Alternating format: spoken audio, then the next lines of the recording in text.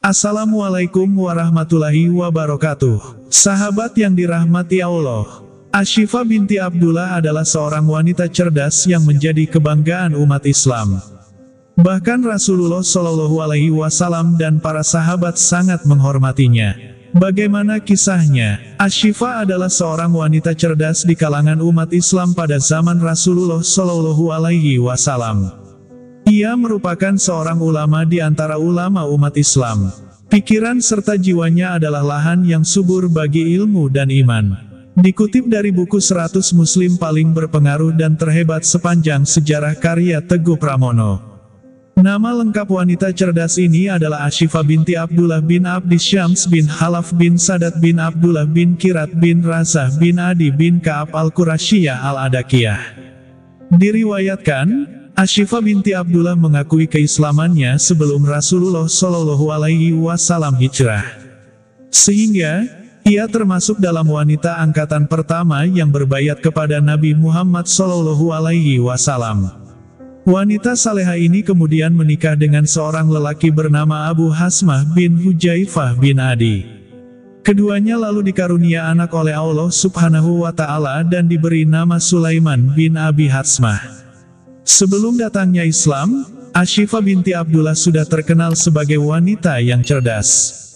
Ia dikenal sebagai guru membaca dan menulis untuk orang-orang di sekitarnya.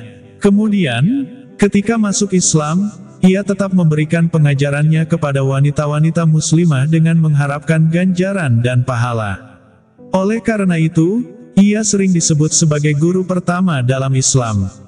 Rasulullah Shallallahu Alaihi Wasallam bahkan meminta Ashifa untuk mengajari Hafsah, istri beliau, tentang menulis dan sebagian ruqyah.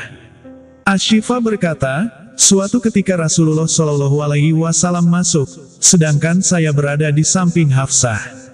Beliau bersabda, mengapa tidak engkau ajarkan kepadanya ruqyah sebagaimana engkau ajarkan kepadanya menulis? Hadits riwayat Abu Dawud. Mengenai keahliannya dalam ruqyah, Ashifa binti Abdullah pernah berkata kepada Rasulullah Shallallahu Alaihi Wasallam, aku adalah ahli ruqyah di masa jahiliyah dan aku ingin memperlihatkannya kepada engkau. Kemudian Rasulullah Shallallahu Alaihi Wasallam bersabda, perlihatkanlah kepadaku. Ashifa pun memperlihatkannya kepada beliau. Saat itu, ia meruqyah penyakit bisul.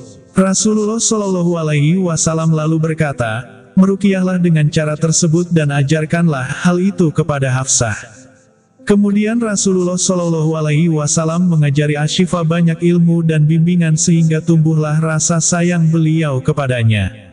Sebagaimana kaum mukminin yang lain, Ashifa juga turut belajar dari hadis-hadis Rasulullah Shallallahu Alaihi Wasallam. Tak hanya menimba ilmu sebanyak-banyaknya dari Rasulullah Shallallahu Alaihi Wasallam, namun Ashifa juga turut menyebarkan Islam, memberi nasihat kepada umat, serta terkenal pantang menyerah dalam menjelaskan kesalahan-kesalahan. Begitu luasnya ilmu Ashifa binti Abdullah, sampai-sampai Umar bin Khattab radhiyallahu anhu lebih dulu mendahulukan pendapatnya saat mencari solusi dari masalah. Umar radhiyallahu anhu juga menjaganya, mengutamakannya, dan bahkan ia mempercayakan kepadanya urusan mengenai pasar. Tidak berbeda dari Umar, Ashifa juga sangat menghormati sahabat Nabi itu. Ia menganggap Umar radhiyallahu anhu sebagai orang yang jujur, dapat menjadi suri teladan yang baik, bertakwa, dan bisa berbuat adil. Suatu saat, Ashifa binti Abdullah melihat ada segerombolan pemuda yang berjalan santai dan bersuara pelan. Lalu ia bertanya, apa ini?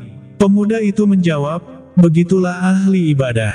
Demi Allah, Umar adalah orang yang apabila berbicara suaranya terdengar jelas, bila berjalan melangkah dengan cepat, dan bila memukul mematikan. Puji Ashifa terhadap Umar bin Khattab. Setelah Rasulullah Shallallahu Alaihi Wasallam wafat, Ashifa menjalani hidupnya dengan menghormati dan menghargai pemerintahan Islam. Ia terus mengabdikan dirinya dalam bidang ilmu demi kemajuan umat Islam. Ashifa binti Abdullah wafat pada tahun 20 Hijriah sebagai wanita salihah yang dihormati oleh umat Islam. Semoga bermanfaat dan jadi pelajaran bagi kita semua. Wallahu a'lam bishawab, wabillahi taufik wal hidayah.